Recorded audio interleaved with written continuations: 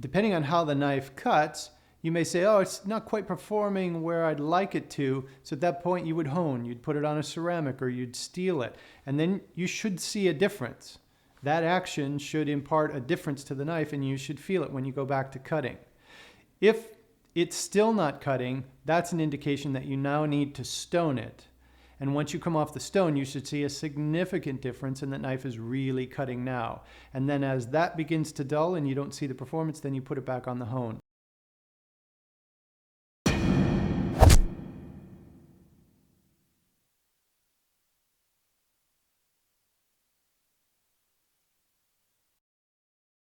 Okay, so you've honed your knife and the edge still hasn't come back yet. The knife is still very dull. So now it's time to hit the sharpening stone. You're going to use the sharpening stone in the same method that you use the steel. We can use the matchbook as a guide. We still want to hit that 15-degree angle mark. And we're going to need a little bit of water on our stone. Now this particular stone doesn't require pre-soaking. It's not going to use a lot of water. So I can just put a little bit of water on the surface. Now I'm right-handed, so I'm going to hold the knife in my right hand and then spread my left hand over the blade for nice even pressure. Now you can move this blade straight back and forth like this on both sides,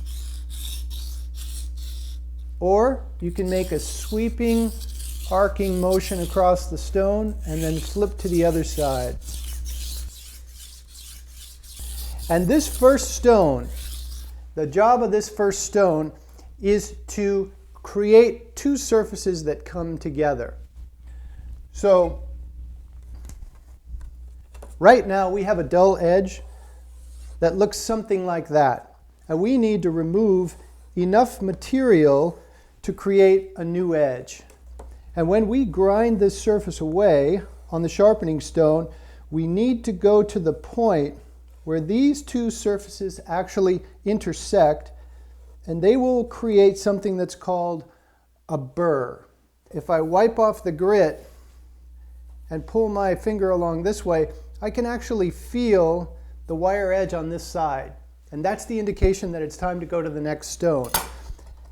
This is a combination stone, so we have a much finer grit on this side. I'll put a little bit of water on the stone,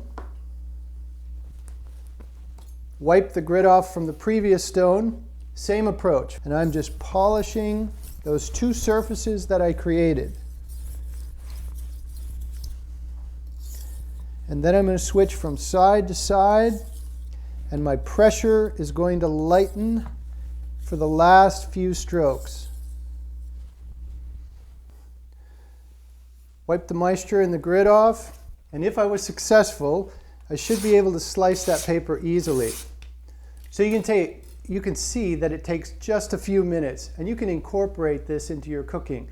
If you were to steel your knife and it didn't come back, you can stop cooking for just a couple of minutes, break your stone out, hit the coarse side a couple of times, find the wire edge, flip it to the fine side, a couple of strokes, 10 strokes on either side, and you're back to easily cutting tomatoes, piercing the skin without any trouble.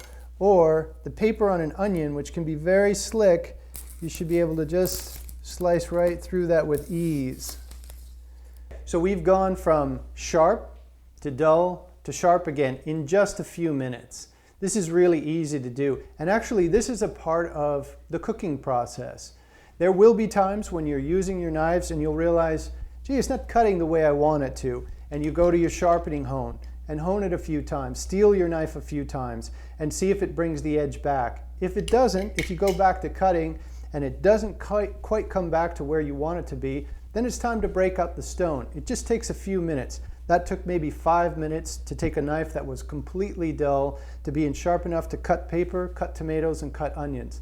This is really simple to do. The tools are easily available, and you can do this. It just takes a little bit of practice, and it will make cooking and cutting your vegetables and food so much more of a pleasure.